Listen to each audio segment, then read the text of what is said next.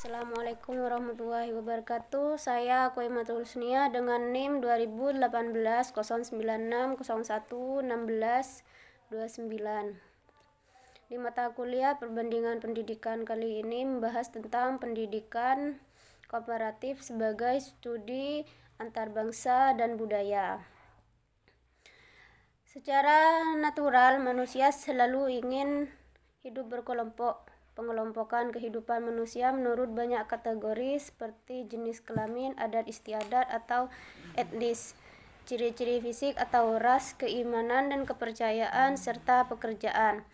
Berdasarkan aneka macam pengelompokan yang merupakan karakter dasar alamiah dan naluriah pada diri manusia di atas, maka membuka jalan pada terwujudnya suku bangsa, kemudian berkembang menjadi kampuan, desa, kota bertembok, kerajaan, dan kekaisaran, serta pada akhirnya menjadi kesatuan bangsa.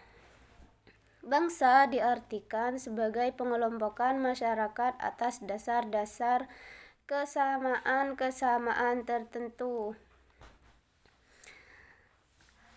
Bagian lain adalah budaya atau kebudayaan yang secara etimologis diartikan sebagai hal yang berkaitan dengan akal budi manusia.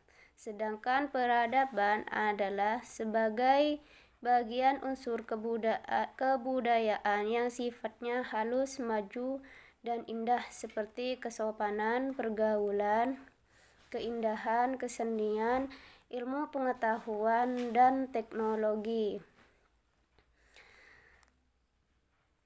Kebudayaan memiliki ciri-ciri berdasar simbol, dibagi dan dimiliki bersama oleh sesama pemilik budaya, dipelajari dan digunakan secara fleksibel, secara adaptif.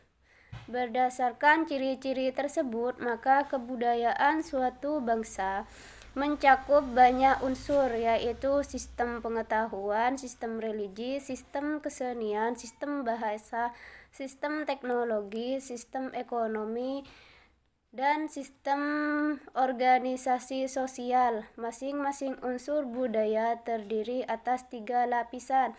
Lapisan pertama berupa kebudayaan material, lapisan kedua berupa sistem sosial, dan lapisan ketiga atau lapisan paling dalam berupa sistem nilai.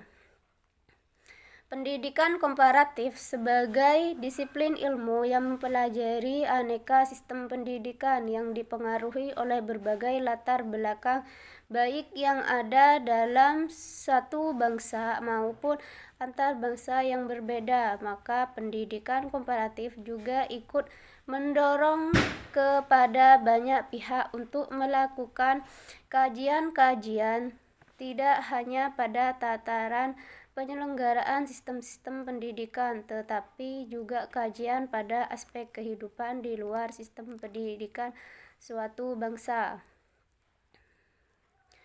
Kelompok negara terbanyak yang ada di muka bumi ini adalah kelompok negara sedang berkembang.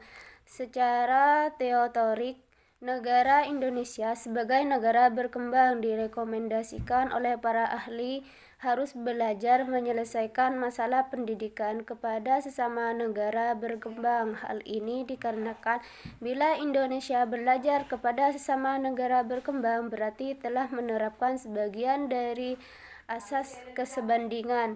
Negara sedang berkembang memiliki sejumlah kriteria sebagaimana dijelaskan Don Adam dan Bjork, yaitu tingkat kelahiran dan kematian yang tinggi, kondisi sanitasi lingkungan dan pemeliharaan kesehatan yang buruk, kondisi perumahan yang buruk, banyak penduduk bekerja di sektor pertanian, pendapatan pekerja rendah, rendahnya konsumsi makanan, rendahnya angka melek huruf dan jumlah siswa bersekolah, kondisi kesatuan nasional yang rendah dan tidak merata. Tradisi menentukan perilaku dan stratifikasi sosial berdasarkan kerumunan, kurangnya kesetaraan gender, rendahnya tingkat teknologi, komunikasi, dan transportasi, banyaknya penggunaan tenaga kerja kanak-kanak.